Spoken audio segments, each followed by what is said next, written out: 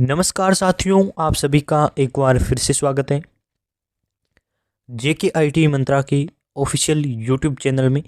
आज की इस वीडियो में हम जो नई वैकेंसी है उस पर बात करने वाले हैं। रेलवे एंड टेक्नीशियन आपके लिए है। ALP एंड टेक्नीशियन रेलवे की वैकेंसी है।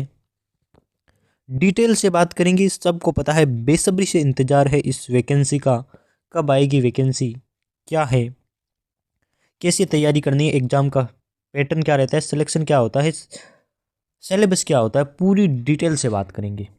बस आपसे रिक्वेस्ट है, वीडियो को लाइक ज़रूर करें, चैनल पर पहली बार आए हैं तो सब्सक्राइब कर दीजिए। आज मैं इस वीडियो के माध्यम से आपको रेलवे का जो पूरा प्रोसेस है ना, वैकेंसी आने से लेकर सिलेक्शन तक का, ज्वाइनिंग तक का, वो पूरा सिलेक्शन प्रोसेस बताने वाला हूँ। आपके सामने है government of India, ministry of railways, railway recruitment board, और ये है आपकी नोटिफिकेशन। आप सभी DRDO की अभी एग्ज़ाम देकर आए हैं, तो मैं आपको बता देता हूँ, DRDO का जो पेपर करवाता है वो सेप्टेम करवाता है ना। तो आपकी नोटिस आता है, वो आता है DRDO सेप्टेम 10, 11 इस प्रकार से। तो उसी प्रकार से जो आपके रेलवे का है वो CEN के नाम से नोटिफिकेशन आता है।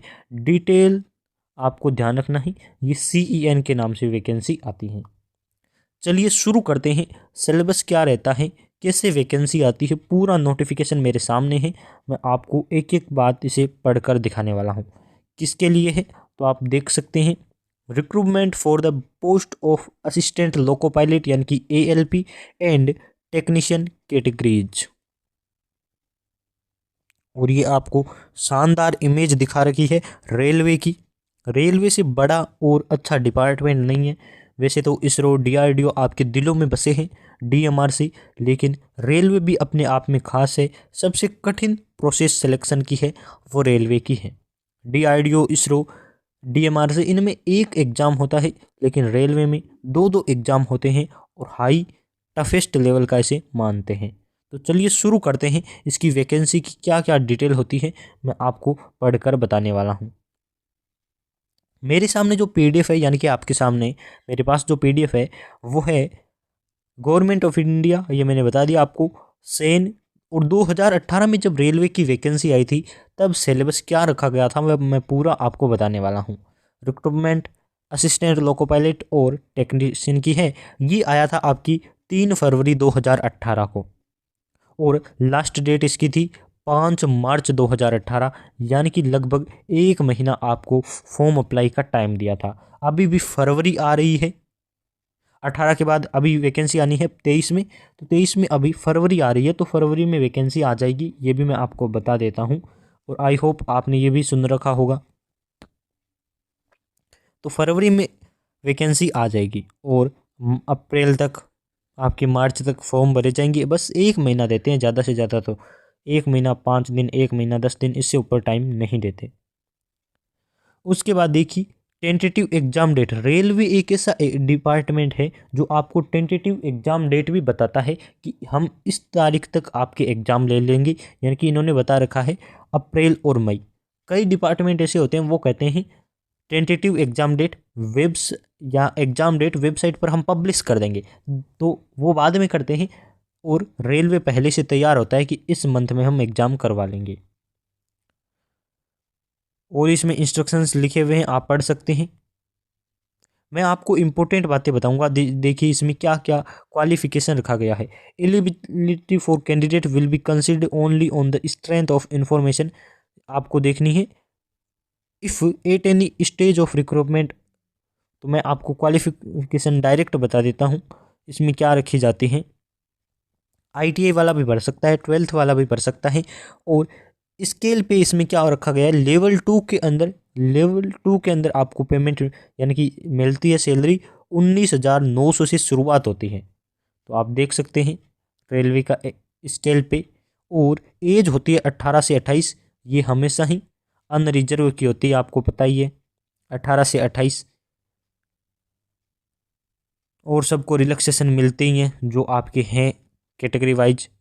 स्टेज ऑफ एग्जाम, एग्जाम के स्टेज होते हैं आपके first CBT and second CBT।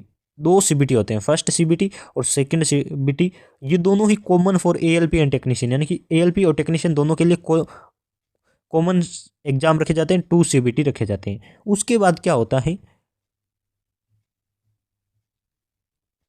फिर आपके इन्हीं में से जिसके ज़्यादा नंबर आते हैं उन्हें एएलपी के लिए चुना जाता है, और जिनके कम मार्क्स आते हैं वो आपके टेक्नीशियन बनता है। ये आपको ध्यान होना चाहिए, है ना।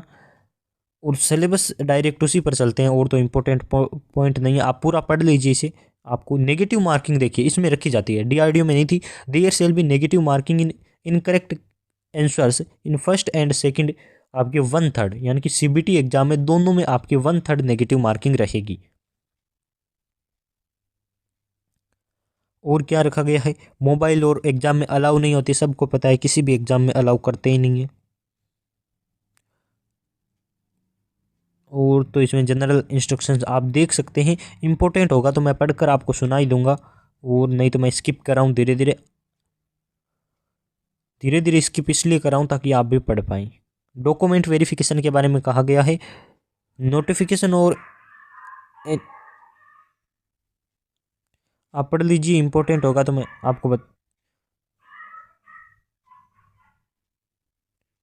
बता दूंगा, और आप पूरा इसे एक बार पढ़ लीजिए।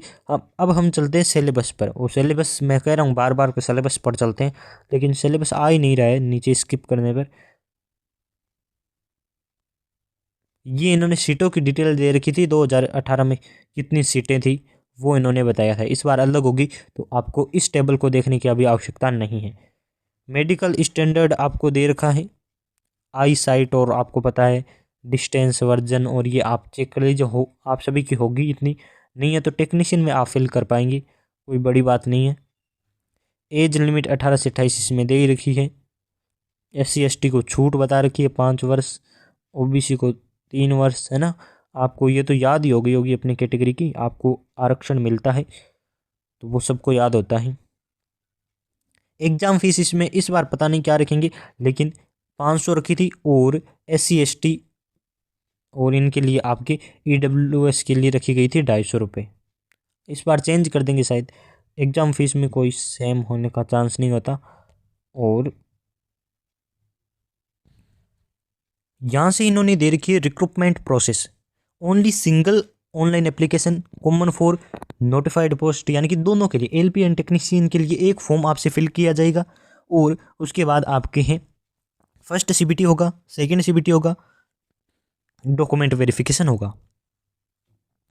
डेट एंड टाइम ये अपने आप अनाउंस कर देते हैं, तो आपको इतना घबराने की आवश्यकता नहीं है।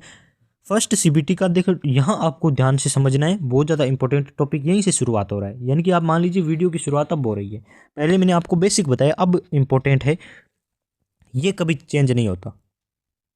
और यदि आज से आप तैयारी करते हैं तो आपके मार्क्स अच्छे बन सकते हैं, क्योंकि सबसे टफ एग्जाम, मैं भी रेलवे से डरता हूँ, मेन बात यह है कि मैं रेलवे के एग्जाम से डरता हूँ, मुझे पता है इसमें टफ क्वेश्चन आते हैं, वर्कशॉप कैलकुलेशन के क्वेश्चन आते हैं, जो बहुत हार्ड लेवल के या टॉप लेवल के होते हैं, नॉर्मल लेवल के नहीं होते, जैसे डीआरडीओ में आए थे। तो एकमात्र ऐसा एग्जाम है जिससे मैं भी डरता हूँ।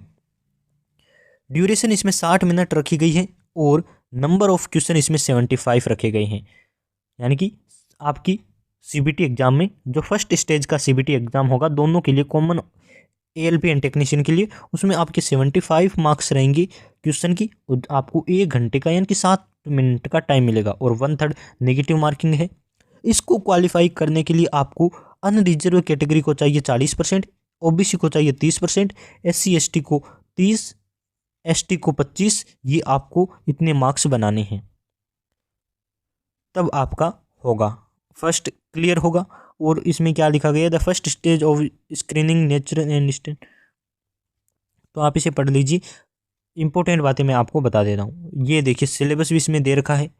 मैथमेटिक में कौन कौन से आएंगे, number system, BODMAS, decimal, fraction, SCF LCM, ratio and proportion, percentage, mensuration, time and work, time and distance, simple compound interest, profit and loss, algebra, geometry, trigonometry, और आपकी वो सांख्यिकी होती है ना, वो है elementary statics, square root, as calculation, calendar and clock, pipes, share terms. ये आपको इतने सारे टॉपिक मैथमेटिक्स से पूछे जाएंगे और सबसे ज़्यादा एएलपी का भाग ही यही होता है एएलपी और टेक्नीशियन के लिए, तो आपको सबसे ज़्यादा इस पर फोकस करना है। जनरल इंटेलिजेंस एंड रीजनिंग में क्या आएंगे, ये सबसे इजी पार्ट होता है, तो आप कर सकते हैं analogics, alphabetic and number series, coding decoding, mathematical operations, relationship, syllogism, jumbling, Venn diagram, data entry, ये आप पढ़ लीजिए, direction, statement, classification, analytic reasoning, और क्या है इसमें, तो ये आप पूरे रीजनिंग ध्यान कर दीजिए।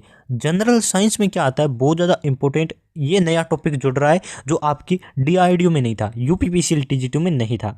The syllabus under the shall cover physics, chemistry and life science of 10th standard, यानी कि 10th स्टैंडर्ड के आएंगे जो हम सब ने पढ़ रखी है। बहुत बस ऐसा होता है कि 10th की स्टैंडर्ड की बुक्स में आपके लिखा हुआ है कार्बन के बारे में, कार्बन का एक चैप्टर था मुझे अब भी याद है, तो ये ना उस कार्बन वाले टॉपिक से कहीं भी पूछ सकते हैं, 10th से ऊपर भी जा सकते हैं। बस आपके मान लीजिए आपको 10th की बुक उठानी है, उसमें जो टॉपिक दे रखे हैं उसे डिटेल से इंटरनेट से पढ़ लेना है, तो आपका कवर हो जाएगा। General awareness on current affairs सबसे ईजी है। In science and technology, sports, culture, personality, economics, play और आपकी पॉलिटिक्स, इंपॉर्टेंट सब्जेक्ट से क्वेश्चन कहाँ से आएंगे जनरल अवेयरनेस के, ओनली करंट अफेयर्स से, तो आप सब कर सकते हैं। करंट तो आपके सामने है, पढ़ लीजिए अखबार, न्यूज़पेपर, बस हो गया कवर। और आजकल वही क्वेश्चन चल रहा है कि राजपथ का नया नाम क्या है, कर्तव्य पथ, ये इस प्रकार के क्वेश्चन आप न्यूज़ देखेंगे तो सीख जाएंगे ना। अब चलिए मैं नेक्स्ट पार्ट की बताता हूँ, सेकंड सीबीटी कौन देगा। आपके सामने दे रखा है second stage CBT, short listed candidate of second stage exam shall be based on normalization marks obtain by them in first stage. तो समझ गए होंगे, लाइन काफ़ी सरल है, आपके सामने लिखी हुई है और हर कोई इसे समझ सकता है। क्या कहना चाह रहा है कि जिसका फर्स्ट सीबीटी में शॉर्ट लिस्ट में नाम आ गया है, यानी कि उसने क्वालिफाई कर लिया है फर्स्ट सीबीटी, जाहिर सी बात है उसी का होगा सेकंड सीबीटी, तो उसका सेकंड सीबीटी है। उसमें क्या होगा, टोटल 2 घंटे का और 30 मिनट का, तो लोकल लैंग्वेज में कहे आपको 2.5 घंटे का टाइम मिलने वाला है इस सीबीटी एग्जाम के लिए सेकंड में, for part A and be together, दोनों के लिए, पार्ट ए और पार्ट बी दोनों के लिए, यानी कि टोटल आपको टाइम मिलेगा 2 घंटे 30 minute. The second stage CBT have 2 parts, 2 part होंगे सेकेंड में। फर्स्ट में आपने एक बात नोट की होगी, आपकी ट्रेड थ्योरी से एक भी क्वेश्चन नहीं था, सारा नॉन टेक का पार्ट था, यानी कि यदि आप इलेक्ट्रिशियन से कर रखिए आईटीआई तो उसमें इलेक्ट्रिशियन का क्वेश्चन ही नहीं था, तो आपको अब थ्योरी कम पढ़नी है, क्योंकि एएलपी और टेक्नीशियन में नॉन टेक पार्ट पर सिलेक्शन होता है। अब देखिए पार्ट ए में क्या है, पार्ट ए में आपको मिलेंगे 90 मिनट 100 क्वेश्चन, 2 पार्ट में सेकेंड सीबीटी हो रहा है, पहले पार्ट में 90 मिनट और 100 question. Minimum % of marks eligibility, यानी कि अनरिजर्व को 40, ओबीसी को 30, एससी को 30, एसटी को 25% लाकर पास होना है। इस पार्ट में अलग अलग पार्ट्स में पास होना पड़ेगा, सेकेंड सीबीटी में आपको अलग अलग पार्ट्स में पास होना पड़ेगा, जैसे यूपीपीसीएल टीजी2 में कंप्यूटर अलग से पास करना होता है ना, वैसे वाली बात है। मैं आपको जोड़ दो देख के बता रहा हूँ, क्योंकि सिलेबस एक्सप्लेन कर रहा हूँ, वीडियो लंबा हो जाएगा मुझे पता है, लेकिन जो बच्चा इंटरेस्टेड है, आज से तैयारी करना चाहता है, वो ज़रूर देखिए, वरना आप स्किप कर सकते हैं। इंपॉर्टेंट वीडियो है बस मेरी तरफ से।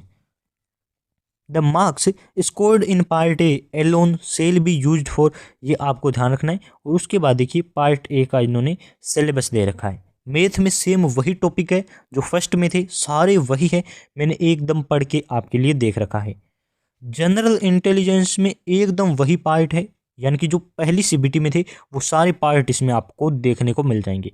तो पार्ट ए तो सीबीटी फर्स्ट की तरह मेन उसी प्रकार से मिल गया, लेकिन यहाँ एक चीज़ अलग जोड़ दी है, वो है बेसिक साइंस एंड इंजीनियरिंग। इसमें कौन कौन से क्वेश्चन आएंगे, द ब्रॉड टॉपिक्स, ये आप समझ लीजिए कंप्यूटर से संबंधित है, प्रोजेक्शन व्यूज, ड्राइंग से, इंजीनियरिंग ड्राइंग से संबंधित है, कंप्यूटर से संबंधित है, सेफ्टी एंड हेल्थ से संबंधित है, यानी कि ये नॉर्मल बेसिक साइंस के क्वेश्चन आएंगे जो आपको पढ़ने हैं।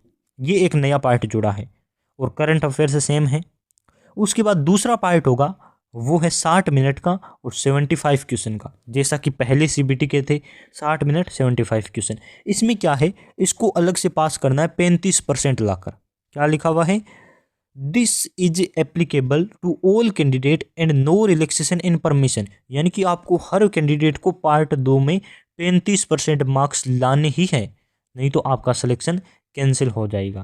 तो इसमें क्या लिखा हुआ है, this part is qualifying nature and shall have question from the trade syllabus. यहाँ आपके ना जो 75 क्वेश्चन आएंगे ये ट्रेड थ्योरी के क्वेश्चन आएंगे, जिसमें आपके आईटीआई और ट्रेड से संबंधित क्वेश्चन पूछे जाएंगे। 10th + 2 रखी गई है और इसमें आपको 35% लाना है। तो सोच लीजिए कितने मार्क्स लाने हैं, है ना। तो कुछ 26-27 मार्क्स होते हैं जो आपको लाने हैं, यानी कि 75 में से लगभग आप 23 मार्क्स लिए हैं, आपका क्वालिफाई हो जाएगा। डीजीटी की वेबसाइट पर जो दे रखा है वो वाला देंगे, ये इन्होंने ऐसा कह रखा है। अब ये आपको दे रखा है सीइन का नोटिफिकेशन, पार्ट ए में पार्ट बी में क्या क्या रहे वो आप पढ़ लीजिए, मैं इतना नहीं बताऊंगा, वीडियो काफ़ी लंबा हो गया है, मुझे पता है आप में से कोई नहीं देखेंगे, है ना। कुछ थोड़ी इंपॉर्टेंट बातें और है वो मैं आपको बता दूं, ताकि वीडियो चाहे लंबा हो या ना हो पढ़ने वाले बच्चे तक पहुंच जाए न्यूज़, है ना। कितना वीडियो देखोगे ये इंपॉर्टेंट नहीं है, आप तक न्यूज़ पहुंचनी चाहिए, वो मैं आपको बता रहा हूँ। Computer based aptitude test only for those candidate who have opted for ALP, यानी कि ये केवल एएलपी के लिए होगा। जिन्होंने एएलपी देना चाहता है वो कंप्यूटर वाला पढ़ लीजिए। तो यदि आप एएलपी देना चाहते हैं तो पूरा पढ़ लीजिए, आपके पास टाइम है। लेकिन एएलपी वाले वो नहीं दे पाएंगे जिनके आई साइट इन्होंने जो फिक्स किया वो नहीं हो, इस प्रकार के कैंडिडेट यूज नहीं कर सकते। तो मैं पूरा नहीं पढ़कर बताऊंगा, बहुत सारे ऐसे कैंडिडेट हैं जिनकी आई साइट सही नहीं है और सही है वो पढ़ लीजिए। बेस्ट ऑफ लक आपके लिए। डॉक्यूमेंट वेरिफिकेशन आपको पता है दोनों का, इसमें लिखा है based on performance of candidate part A and second stage CBT. तो ये आपके डॉक्यूमेंट वेरिफिकेशन आपको पता है सेकंड स्टेप पर ही डिपेंड करता है। यदि आप सेकंड सीबीटी पास करेंगे तो आपका सिलेक्शन पक्का है। और उसके बाद एप्लीकेशन फॉर्म कैसे फिल करना है ये आपको दे रखी है जानकारी, फोटोग्राफ अपलोड करना है और पूरा बता रखा है। ये मैं आपको उस टाइम बताऊंगा जब हमारी इस बार की वैकेंसी आ जाएगी ना, तो कैसे अप्लाई करना है वो मैं आपको करके बता दूंगा डिजिटल बोर्ड से, वहाँ से आपके पैनल से आपको इजीली समझ आ जाएगा। और ये आपके लिए इम्पोर्टेंट नोटिफिकेशन था। पुराना पेपर भी मेरे पास है, मैं जल्द शुरू करवाऊंगा एएलपी एंड टेक्नीशियन की। तो आप इस चैनल को सब्सक्राइब कर लीजिए और वीडियो को लाइक ज़रूर करें। यदि आपको ये इन्फॉर्मेशन भटकाने से ज़्यादा मोटिवेटर, मार्गदर्शक और यूजफुल लगी है तो शेयर भी करें, लाइक करें और ज्वाइन हो जाइए हमारे सपोर्ट के लिए।